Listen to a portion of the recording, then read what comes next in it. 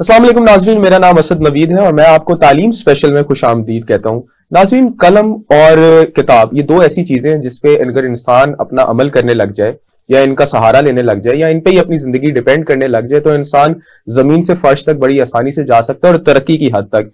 Unfortunately Pakistan के अंदर अलमिया ये रहा है कि यहाँ पे बरसगीर की भी बात की जाए, जिस दौर में यहाँ मुगलों की लड़ाइयां चल रही थी उस दौर में वेस्टर्न ममालिक ऑक्सफोर्ड जैसी यूनिवर्सिटीज बना रहे थे, वहां पे लाइब्रेरीज कायम की जा रही थी। हत्ता के बड़े बड़े यहाँ पे लीडर्स ऐसे आए जिन्होंने कहा कि अगर आप अपने मुल्क को कोई एसेट देना चाहते हैं या अपने अपने मुल्क को बनाना चाहते हैं, सुधारना चाहते हैं, तो उनकी लाइब्रेरीज को आबाद रखें। पाकिस्तान के अंदर ये रवायत कभी छेड़ नहीं पाई। हम यहाँ सियासत के नजर हो गए, हम यहाँ जंगों की नजर हो गए, फितनों में पड़ गए, फिरकों में पड़ गए, एक दूसरे की पगड़ियों पे पगड़ियों पे इल्जाम लगाने लग गए। हत्ता के जो हमारा एजुकेशन सेक्टर है वो भी बड़ा लीस्ट अकोमोडेटिंग है स्टूडेंट्स को लेके। यहाँ पे स्टूडेंट्स किताब तो छोड़े अखबार पढ़ना गवारा नहीं करता, आर्टिकल्स की उसको सही सेंस नहीं है। इसमें बच्चों का कोई कसूर नहीं है, ना इसमें हमारे यहाँ टीचर्स का कोई कसूर है, बस एक कल्चर हम यहाँ डेवलप नहीं कर सके जिसकी वजह से हम बहुत ज्यादा पीछे हैं।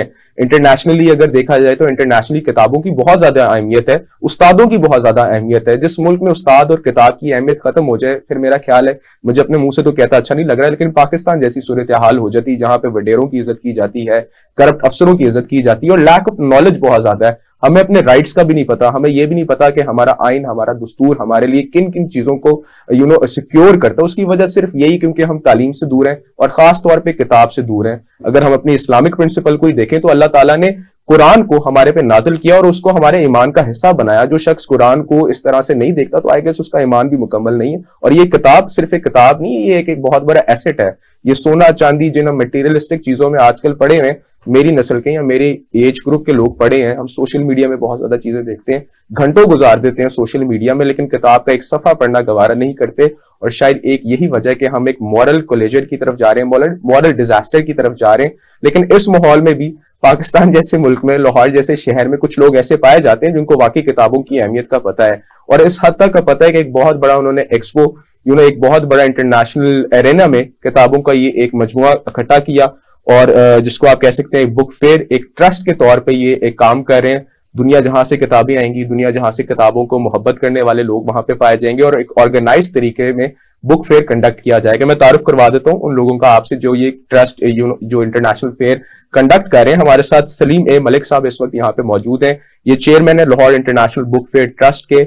इनके अंडर ही ये बुक फेयर कंडक्ट किया जा रहा है जो कि लाहौर एक्सपो में होगा। आगे जाके मैं इनसे मजीद तफसीलात से जानूंगा कि कब हो रहा है, कहाँ पे हो रहा है। और हमारे साथ मियां बाबर हमीद साहब हैं, ये इनके कोऑर्डिनेटर हैं। अगेन ये भी इस पूरे इवेंट का हिस्सा है और इस पूरे इवेंट को मैनेज कर रहे हैं। हमारे साथ लाइन में डॉक्टर जुमरत अवान साहिबा इस वक्त मौजूद हैं और वो भी हमें as a writer, as a author, as a academia join करेंगी। इनका भी किताबों के साथ प्यार मोहब्बत का बहुत पुराना रिश्ता है और ये तीनों शख्स बहुत ही काबिल इज्जत हैं और पाकिस्तान के लिए जो ये खिदमत सर अंजाम दे रहे हैं, आई गेस हर बंदे को इसको अप्रिशिएट करना चाहिए। आज के इस प्रोग्राम में अलबत्ता हम ये जरूर बात करेंगे कि दुनिया बहुत सारी चीजों में आगे जा चुकी है, लेकिन पाकिस्तान फिर भी इस तरह के लेवल पे अभी तक क्यों नहीं जा सका। किताबों से प्यार मोहब्बत का रिश्ता हम क्यों खो बैठे हैं। तो sir, thank you so much for joining us into the show.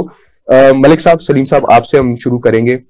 सबसे पहले मुझे इस इवेंट के बारे में बताएं जो आप 36th Lahore international book fair conduct कर रहे हैं। आई नो के एक्सपो सेंटर में हो रहा है, लेकिन आप थोड़ा सा हमारे व्यूअर्स को तफसील से बताएं ताकि जो मोहब्बत करते हैं किताबों से वो हमें वहां पे ज्वाइन कर सकें। बिस्मिल्लाहिर्रहमानिर्रहीम।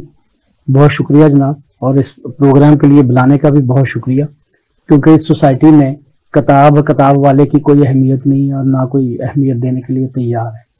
लेकिन अपने तौर पे एक कह लें कुछ सरफिरे होते हैं हर फील्ड में जो कोशिश करते रहते हैं अपने अपने शोबों में, जिसकी वजह से आज भी कुछ ना कुछ हर शोबे में आपको एक्टिविटी नजर आ जाती है पाकिस्तान में। आज से कोई 38-39 ईयर्स पहले पहला बुक फेयर हमने लाहौर में किया था, अलहमरा में। अलहमरा एक साफजार एक छोटी जगह है, वो छोटे पैमाने पे था, लेकिन एक कोशिश का आगाज हमने किया कि पूरी दुनिया के मुल्कों में बुक फेयर होते हैं, नहीं होता तो पाकिस्तान में नहीं होता।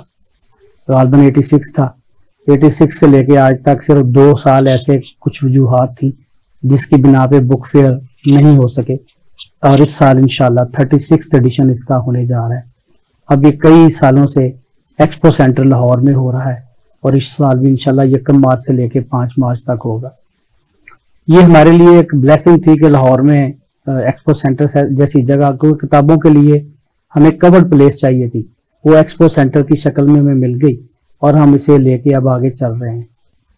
मसला ये है कि ये बुक फेयर पूरी दुनिया में हुकूमतें मैनेज करती हैं, हत्ता कि हमारे हमसाए मुल्क में भारत में भी बहुत बड़ा बुक फेयर होता है, और वो उनकी भी एक स्पेशल प्रेमिसेस है जो एक्सपो टाइप की कह लें जगह है, प्रगति मैदान, सारी दुनिया जो तिजारत में है वो जानती है। वो वहां पे वहां की गवर्नमेंट जो है, वहां का गवर्नमेंट का एक अदारा है नेशनल बुक ट्रस्ट, वो करता है। पब्लिशर और बुक सेलर अपने वहां जाके जस्ट अपना डिस्प्ले करते हैं और पब्लिक जाती है किताबें देखने और खरीदने के लिए। लेकिन यहाँ पे ये खिदमत हमें अपनी खुद करनी पड़ती है, और उसके लिए भी हमें शदीद मुश्किलात का सामना है, क्योंकि गवर्नमेंट का कोई अदारा हमारे साथ तामन करने के लिए किसी भी सूरत में तैयार नहीं होता। ये हमारी एक बदकिस्मती है कि हमारी सोसाइटी में किताब या किताब वाले की कोई अहमियत, ना लिखने वाले की, ना पढ़ने वाले की, ना बेचने वाले की। आप लाहौर में अगर कोई पुतली तमाशा हो रहा हो तो पूछ लें बच्चों को कौन कराता है, आपको बता देंगे कौन कराता है। और 36-38 साल से एक लाहौर बुक फेयर हो रहा है, आप पूछ लें कौन कराता है। तो मैंने चंद साल पहले हमने फैसला किया कि मीडिया के साथ थोड़ा कोऑर्डिनेशन हमें करना चाहिए, उन्हें और ज्यादा इनलाइटन किया जाए कि ये क्या एक्टिविटी है, हम क्यों करते हैं, हमारा मकसद क्या है। तो टॉप जो हमारे कॉलमिस्ट थे, हमने उनको खाने पे मदऊ किया। मैं नाम तो नहीं लूंगा, उनका बड़े सीनियर लोग थे, लेकिन सबकी मुतफिका राय थी कि हमारा ये ख्याल था कि यह पंजाब गवर्नमेंट करवाती है, जबकि इसमें किसी गवर्नमेंट या गवर्नमेंट के दायरे का कोई रोल नहीं है।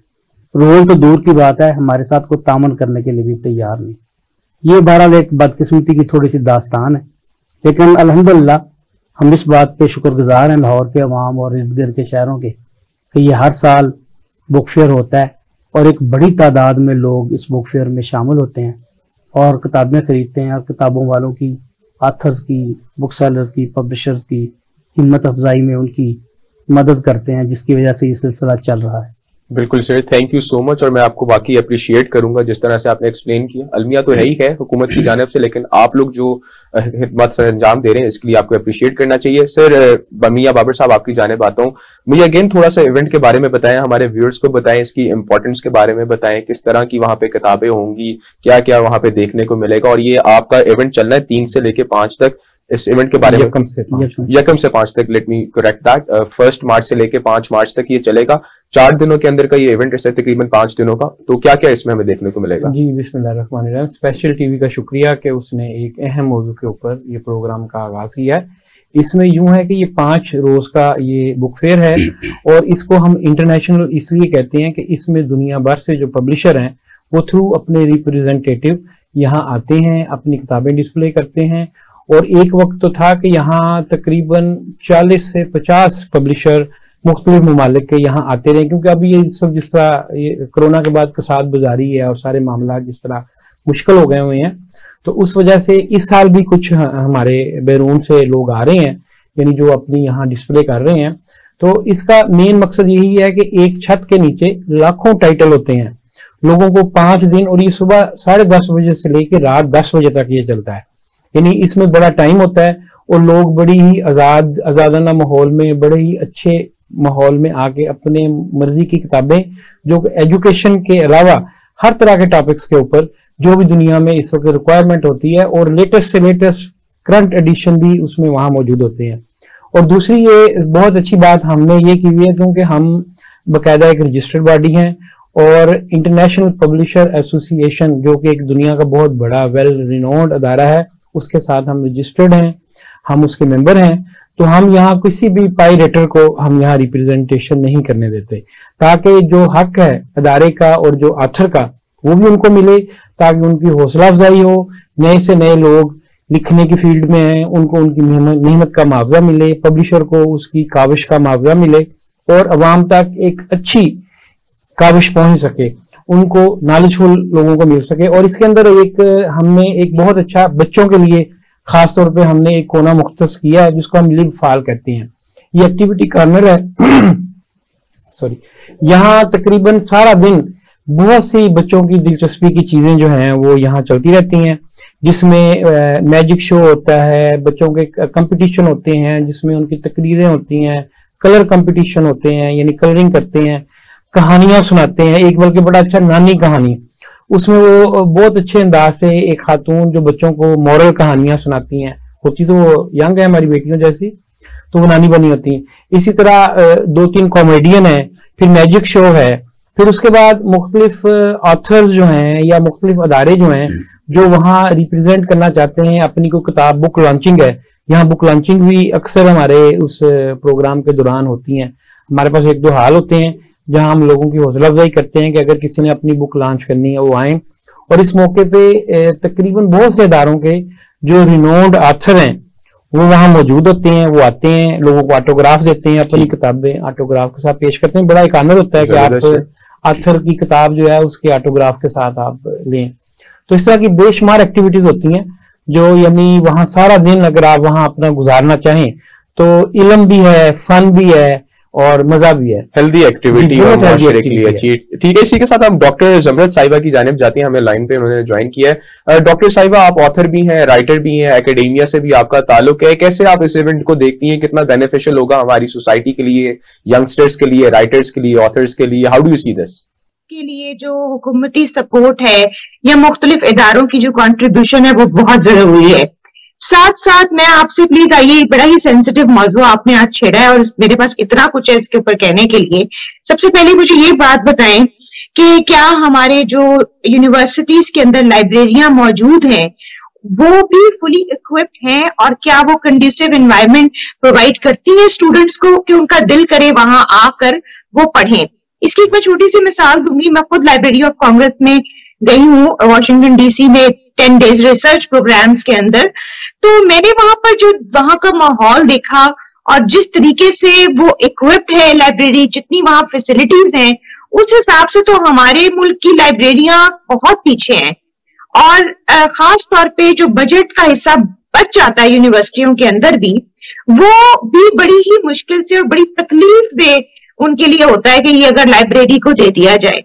तो ये तो हमारा एक यूनिवर्सिटी के लेवल का जो काम है वो भी अगर मुख्तलिफ यूनिवर्सिटीज में नहीं हो रहा, मुल्की सतह के अंदर भी, इदारों के सतह पे भी नहीं हो रहा, एकेडेमिया क्योंकि उनका अपना, जिनका ये काम ही है कि वो किताबों के साथ स्टूडेंट्स को इक्विप करें, तो फिर तो एक तो ये बहुत ही एक अनफॉर्चुनेट सिचुएशन है जो हम देखते हैं अपनी लाइब्रेरीज के अंदर। अच्छा, यहाँ बड़ी मजे की बात, अभी मुझसे पहले जो स्पीकर थे, मैं गालिबन नाम उनका भूल रही हूँ, उन्होंने ये बात बड़ी अच्छी की कि ये बड़े ऑनर की बात है कि ऑथर जो है वो अपनी साइन बुक्स या खुद वहां मौजूद हो और बुक लॉन्च के वक्त वो दें। मैं आपको छोटा सा एक्सपीरियंस शेयर करूंगी। मैं खुद, मेरी किताब पब्लिश हुई है women in social change in Pakistan, जब कैम्ब्रिज पब्लिशिंग स्कॉलर्स ने छापी है, मैंने स्टूडेंट्स को ये जुर्रत की, जैसे ही उनको मैंने कहा कि ये मेरी किताब है और ये अभी अभी आई है, लेटेस्ट है, जेंडर और पॉलिटिक्स के ऊपर भी है, और जैसे ही मैंने उन्हें ये बात की तो आप बिलीव करें, they did not like it. So मुझे ऐसा लगा कि उनको ये परवाह ही नहीं है कि एक ऑथर उनको ये कह रहा है कि ये किताब आई है और इसको हम इसके मुख्तलिफ मौजूआत पे बात करें।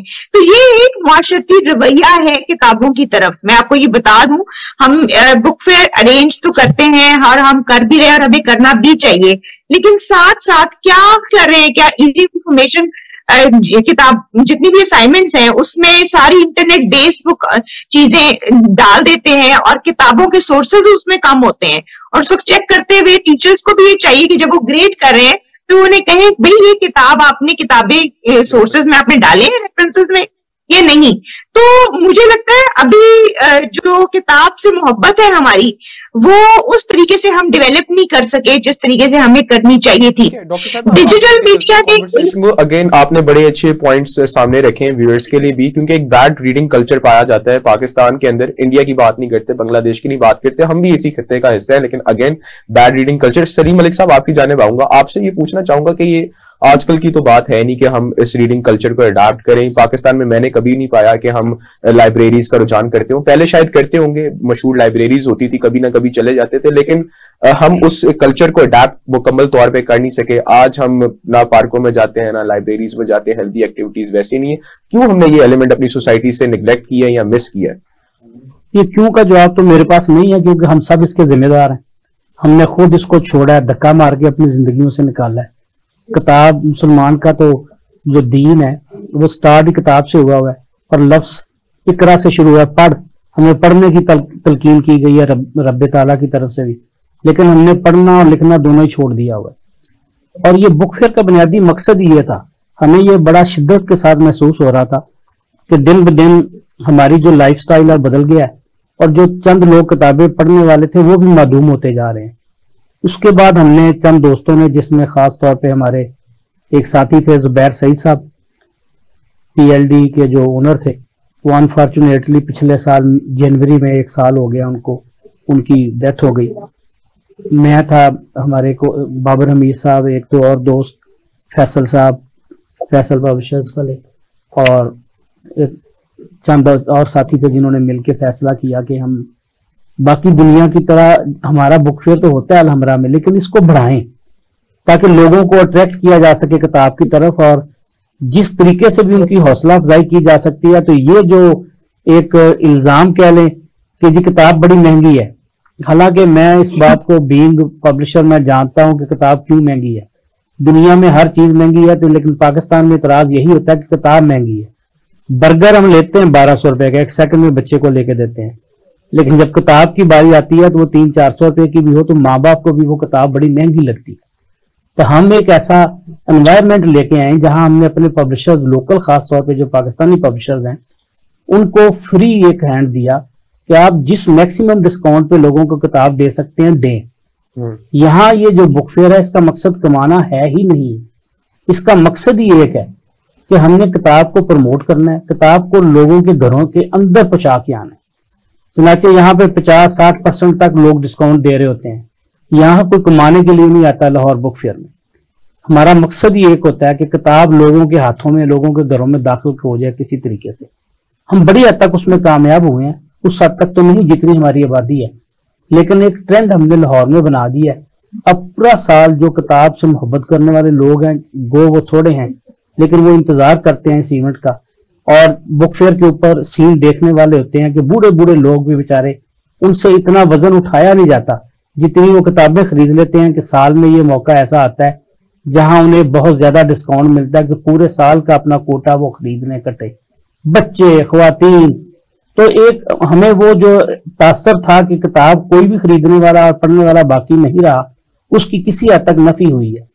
लेकिन ये हमारे इख्तियार में नहीं है कि जिस लेवल तक हम इसको ले जाना चाहते हैं ये जा सकता है, वो कल्चर बदल सकता है जब तक हुकूमत हमारे साथ हाथ ना मिलाए, हमारे साथ तामन करें। एक्सपो सेंटर का किराया इतना ज्यादा है कि आपने वहां गधा बेचना है, घोड़ा बेचना है या किताब बेचनी, उनका एक ही किराया है। तो वो 15-16 लाख रुपए सिर्फ हाल का किराया है एक दिन का। तो आप अंदाजा कर लें कि अदर जो उनके सर्विसेज हैं जब हम ऐड करते हैं तो 1 करोड़ रुपए से ज्यादा सिर्फ हमने एक्सपो को टैक्स वगैरह, और हमें टैक्स भी एग्जम्प्ट नहीं है, तो हमने वो एक्सपो को पे करना है। तो किसने पे करना है? यही जो लोग हैं, दोस्त हैं, जो इतने हैवी डिस्काउंट भी देते हैं और फिर ये अखराजात बर्दाश्त करते हैं। हम तो सिर्फ मैनेज करने वाले हैं, we are managers only, we don't have any funds कि हम उसे सब्सिडाइज कर दें, इनके स्टॉल्स को, हॉल के किराए को सब्सिडाइज कर दें।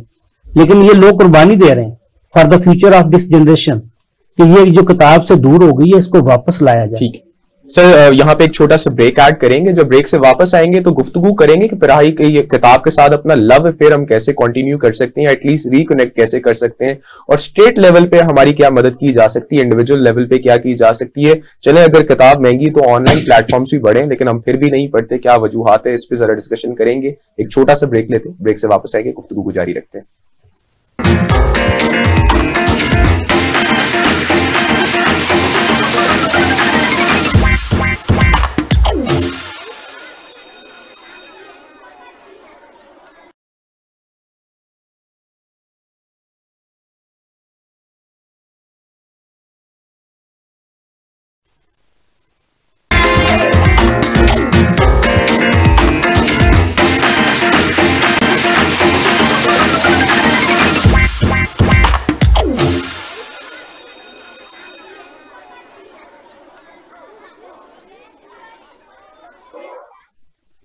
Very warm welcome back viewers, आपको एक दफा फिर मैं तालीम स्पेशल में खुशामदीद कहता हूं और हम जाएंगे मियां बाबर साहब की जानिब। सर, हमें यह बताएं कि वैसे तो मैं खुद एक यंगस्टर हूँ और एक बहाना ही लगता है कि जी लाइब्रेरीज नहीं है, किताबें नहीं है, किताबें बड़ी महंगी है, ऑनलाइन प्लेटफॉर्म्स भी हमारे पास बड़े हैं, फिर हम कभी कभी कह देते हैं भाई स्टेट हमें मदद नहीं करता, हर चीज में हम स्टेट को आगे कर देते हैं।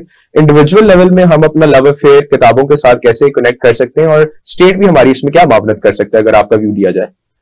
जी, इसमें देखें स्टेट का जो किरदार है ना, आप अगर पूरी दुनिया में घूमें, जितनी भी वेलफेयर स्टेट्स हैं और जो भी यानी जिनको हम कहते हैं कि ये मुल्क जो है ये बेहतर हैं, तरक्की याफ्ता हैं, वहाँ एजुकेशन फ्री है, बच्चों को एजुकेशन फ्री दी जाती है। यहाँ आप ये देख लें कि अयूब खान के दौर में कुदरतुल्लाह शहाब अपने शहाबनामे में लिखता है कि तमाम गुजरा को पोर्टफोलियो दे दिए गए और बाद में जब हम लिस्ट चेक की तो पता लगा कि एजुकेशन मिनिस्टर तो हमने बनाया ही नहीं। तो उन्होंने कहा देखो बाहर कोई हो तो उसको पकड़ लाओ, यानी ये रवैया था। और बाहर वो बताते हैं कि एक वजीर साहब थे जो बूढ़े हो गए हुए थे और उनको चलने में प्रॉब्लम थी, तो वही रह गए थे, बाकी सब चले गए थे। तो उनको लेके आया और उनको वो पोर्टफोलियो बता हुआ कि ये आप एजुकेशन जो है आप ये रख लें। तो ये हमारा शुरू से ही अलमी है और शुरू से ही रवैया है, जो कि हालांकि हमारा जो दीन इस्तवार हुआ, जिस तरह अभी सलीम मलिक साहब ने कहा कि इकरा का लफ्ज है, और अभी आपके ही इधर ऑफ द रिकॉर्ड यहाँ गुफ्तगू हो रही थी तो एक साहब फाखर मलिक साहब ने जो बड़ी ही प्यारी बात की, उन्होंने बताया कि एक साहब ने उनके साथ उनको ये एक किताब गिफ्ट की और उसको साथ ये भी बताया कि अल्लाह ने अपने सबसे प्यारे पैगंबर को सबसे प्यारा तोहफा जो दिया वो किताब दी है, जिसको हम कुरान मजीद कहते हैं और जो मौजज़ा भी है। तो यानी इसकी इतनी अहमियत है हमारी जिंदगी में। यहाँ कल्चर ही हम पैदा नहीं कर सके। यहाँ जिस वक्त बच्चा एक बड़ा होने लगता है, स्कूल जाने लगता है, तो हमने एक नंबरों की गेम लगा दी हुई है कि इतने परसेंट नंबर लेने हैं और उसके लिए रटा सिस्टम हमारा होता है। और आप देख लें अभी भी बच्चों ने मास्टर्स तक किया होता है, इवन उससे ऊपर एमफिल तक किया होता है, लेकिन अगर आप उन्हें कहें कि जो आप पढ़ के आए हैं उसको एलेबोरेट करें तो वो उसमें नाकाम होते हैं।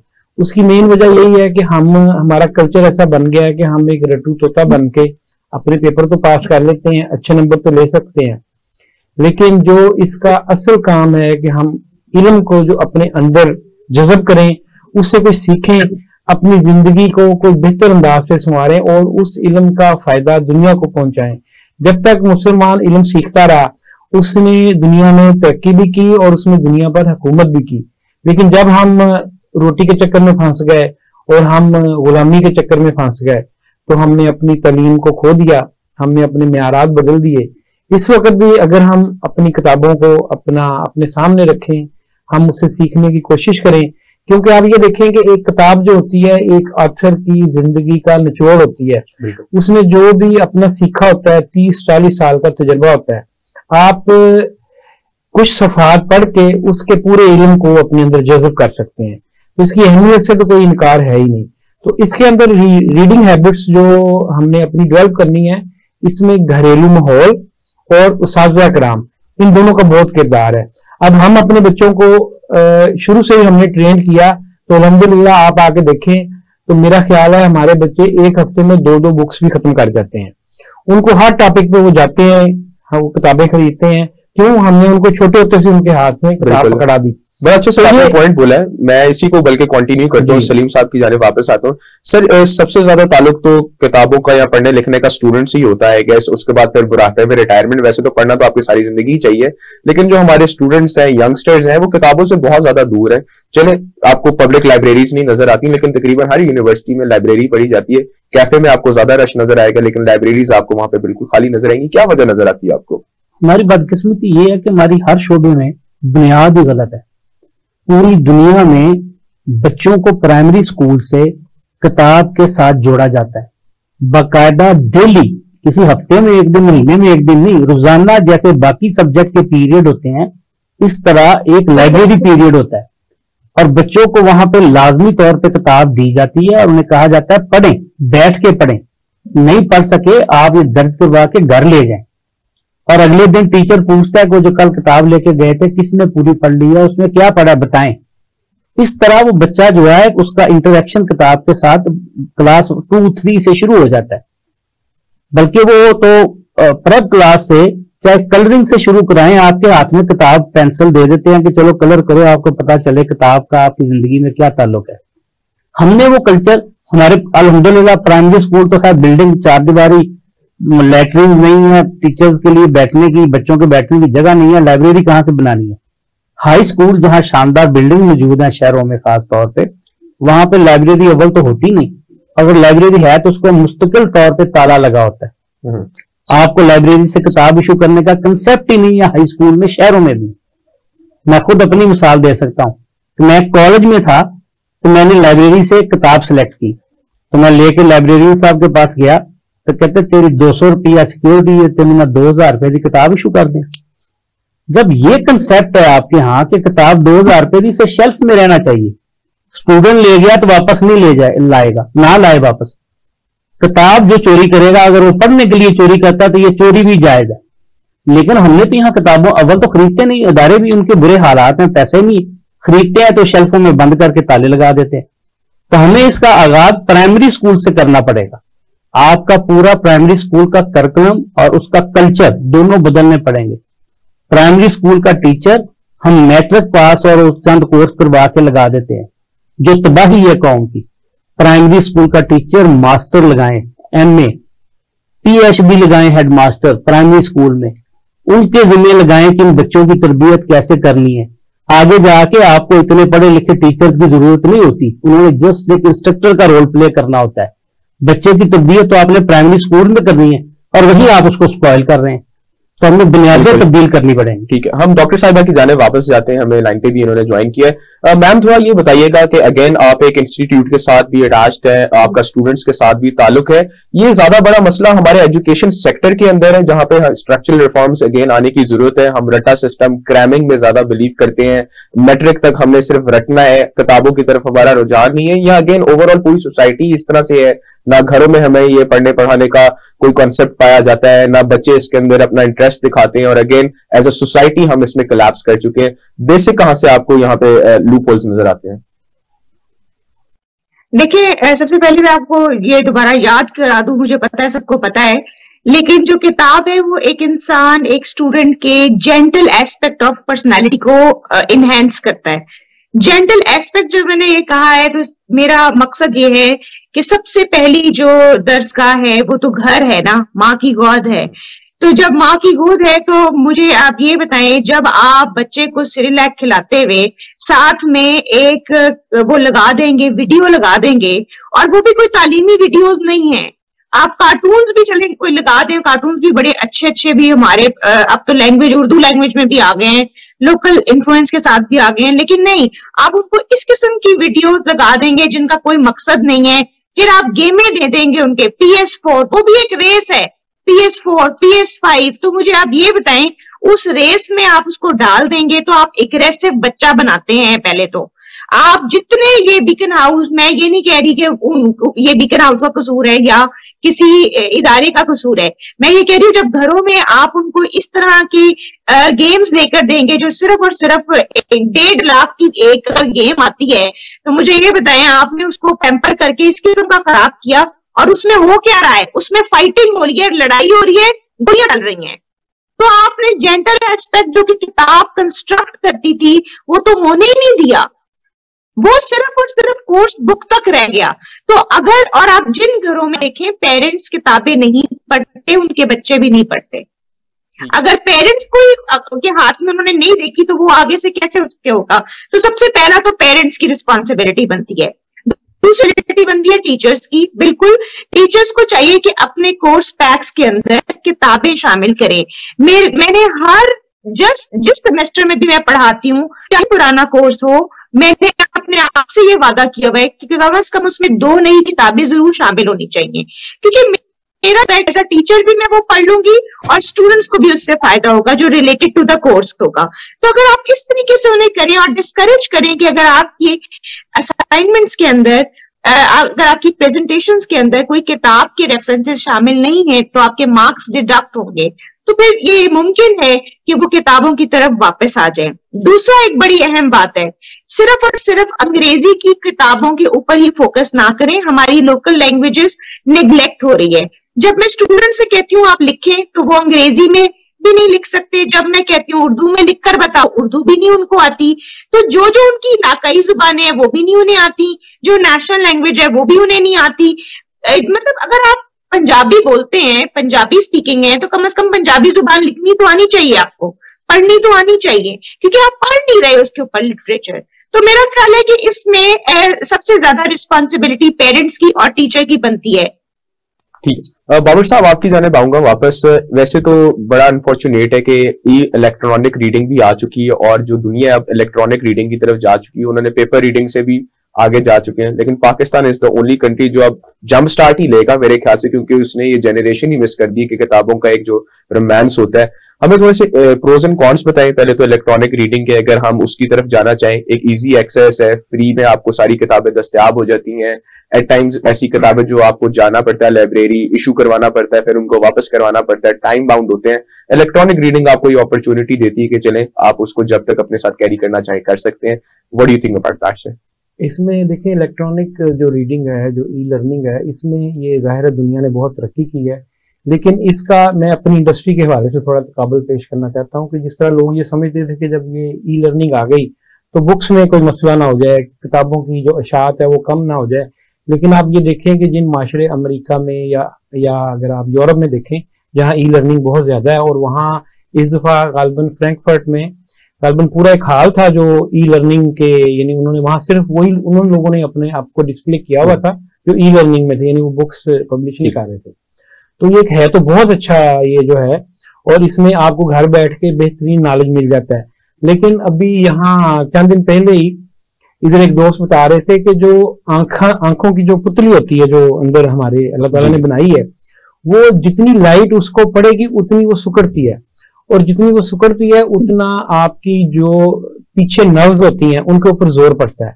और जब आप वो किसी स्क्रीन पे बुक पढ़ते हैं तो आपको ना प्लेयर आता है ना आपको राहत आती है। जो कहते हैं ना सुकून और मजे के लिए किताब पढ़ें, तो वो आप ये देखें कि जो बुक पेपर है वो आमतौर पे लाइट होता है, मैं एक चीज ऐड करना चाहूंगा कि आपने बड़ी अच्छी पॉइंट आउट बात की। जब मैंने रीडिंग कल्चर एनहांस किया अपने अंदर, तो आज कोई मेरा दोस्त या मेरा रिश्तेदार कोई किताब मांगता है तो मैं कहता हूँ यार कुछ और ले जा, ये किताब ना लेके जा। तो ये आपने बड़ी अच्छी बात पॉइंट आउट की कि जो बंदा किताब पढ़ता हो और उसका रोमांस समझता हो, वो अपनी किताब भी किसी को नहीं देना पसंद करता, और वो सिर्फ पेपर फॉर्मेट में आई गेस पॉसिबल है।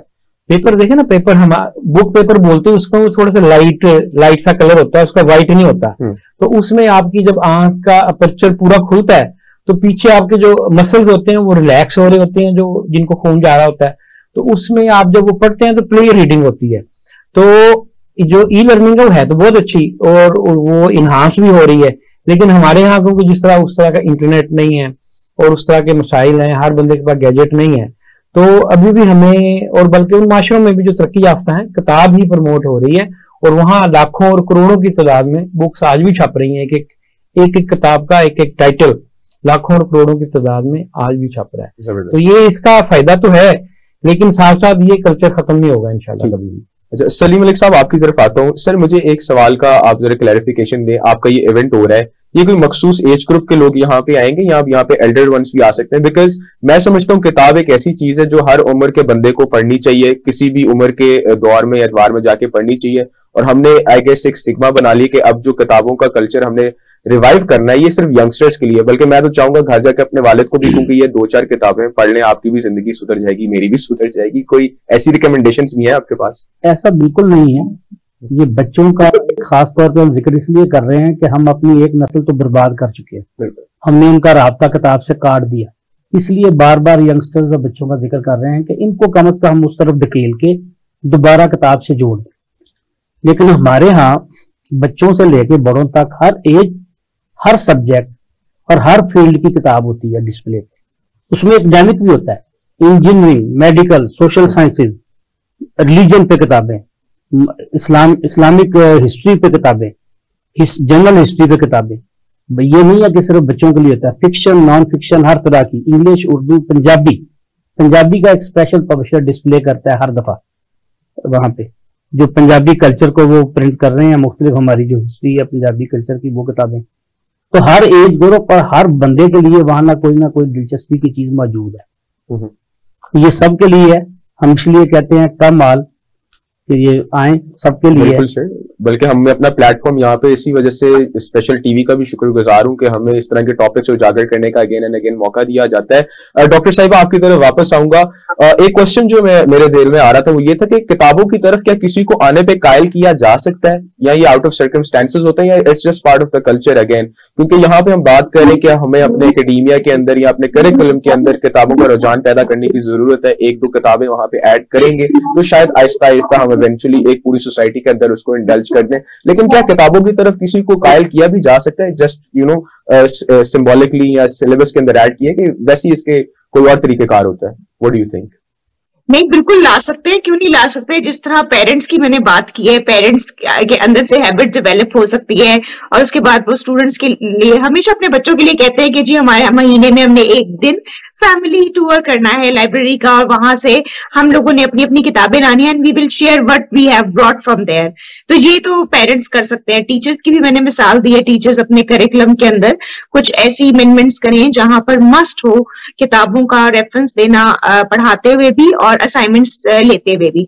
अच्छा, यहाँ मैं जल्दी से एक छोटी सी बात कर जाऊं। यहाँ पर डिजिटल जो रिसोर्सेज है उनकी बात हो रही है, क्योंकि मेरा डिजिटल ह्यूमैनिटीज से भी ताल्लुक है और मैंने अभी रिसेंटली एक डिजिटल ह्यूमैनिटीज का प्रोजेक्ट भी किया है एंटिऑक कॉलेज के साथ, ओहायोस के साथ। तो मैं आपको ये बता दूं कि डिजिटल जो रिसोर्सेज है उसको भी यूटिलाइज करने की जो टेक्निक्स हैं वो पाकिस्तान में अभी इंट्रोड्यूस नहीं हुई। लोगों को नहीं पता कि जो डिजिटल रिसोर्सेज हैं उसको एनालिसिस टूल्स उसके डिफरेंट होते हैं आम एनालिसिस टूल्स के साथ रिसर्च के। तो वो उसमें भी पाकिस्तान अभी काफी पीछे है आप बाकी यूनिवर्सिटीज के साथ, बाकी मुमालिक की यूनिवर्सिटीज के साथ अगर कंपेयर करें तो। उसमें एक और बड़ी इंटरेस्टिंग आपको बात बता दूं कि जहां तक ई लर्निंग की बात हो रही है या किताबें इंटरनेट पे पढ़ने की बात हो रही है, बहुत सारी किताबें हैं हमारी लाइब्रेरी में। ऐसा है कि कोई किताब अगर हमें ना मिल रही हो, डेस्क पे ना मिल रही हो, हम इंटरनेशनली देखें अमेजोन पे है लेकिन हम नहीं मंगवा सकते, तो हम लाइब्रेरियन को कहते हैं और लाइब्रेरियन पूरी की पूरी किताब हमें पीडीएफ फॉर्म में भिजवा देते हैं। और जितने आर्टिकल जो एक्सेसिबल नहीं है हमारे लिए, रिसर्च आर्टिकल, वो भी हमें पहुंचा देते हैं। तो अगर आप ये करना चाहें तो आपको कहीं ना कहीं से रास्ता मिल जाता है कि आप वो रिसोर्सेज हासिल कर सकते हैं, वो किताबें पढ़ सकते हैं और अपनी जो नॉलेज है उसको इनहेंस कर सकते हैं। लेकिन ये ना वाला जो फिक्र है ना, वो नहीं होना चाहिए। Down to our last minutes, आप कुछ जाते जाते हमारे व्यूअर्स को कहना चाहें, किसी चीज पे कन्विंस करना चाहें, द प्लेटफॉर्म इज योर्स। फिर मैं बाकी गेस्ट से भी उनके एक एक व्यू पॉइंट ले लूंगा, प्लीज।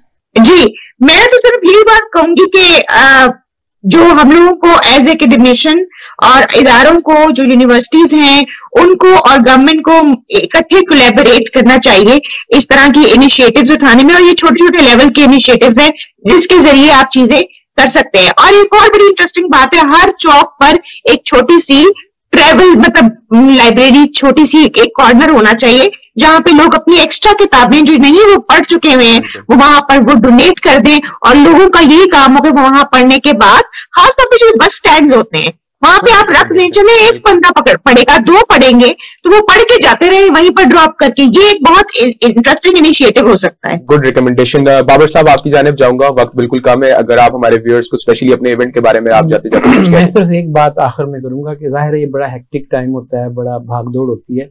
तो जिस वक्त मैं खुद अपने तौर पर जब मैं थक जाता हूँ तो मैं जो इसका एग्जिट होता है उसके पास जाके खड़ा हो जाता हूँ और मैं देखता हूँ कि हर बंदा जो बाहर निकल रहा होता है उसके हाथ में एक शापर होता है, किसी में एक किताब होती है और किसी में 10 किताबें होती हैं।